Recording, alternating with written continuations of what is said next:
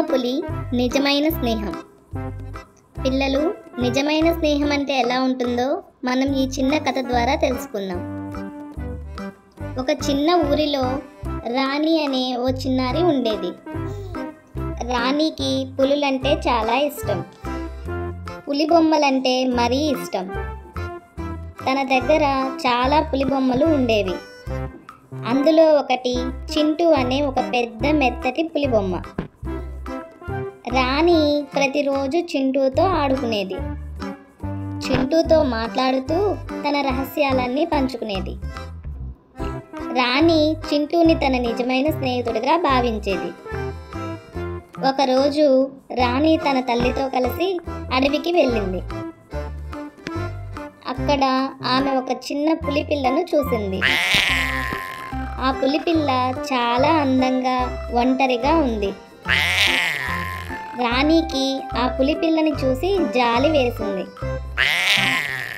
రాణి వాళ్ళ అమ్మతో మాట్లాడుతూ, అమ్మ, ఈ పులిపిల్లను మనం ఇంటికి తీసుకెళ్దామా అని రాణి అడిగింది.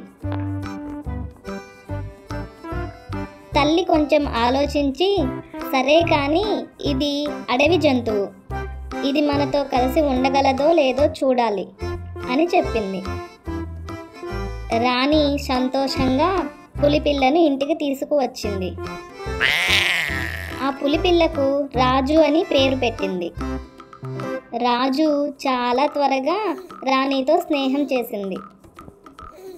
రాణి రాజు కలిసి ఆడుకోవడం మొదలుపెట్టారు. కానీ రాజుకి ఇంట్లో ఉండటం ఇష్టం లేదు. అది అడవికి వెళ్ళాలని కోరుకుంది.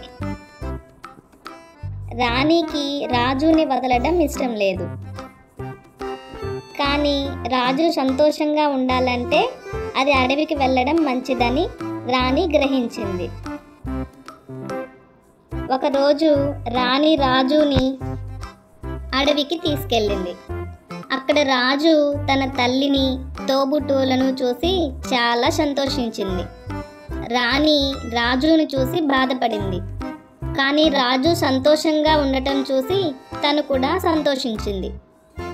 రాణి ఇంటికి తిరిగి వస్తుండగా చింటూ బొమ్మను తనతో తీసుకువచ్చింది.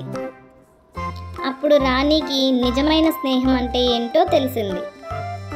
రాజుతో తనకున్నది నిజమైన స్నేహం.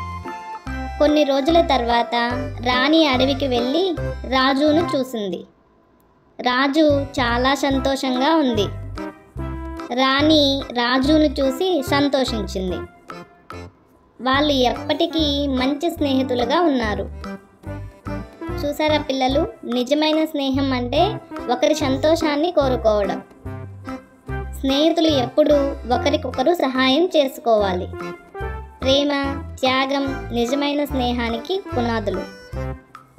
Thanks for watching kids.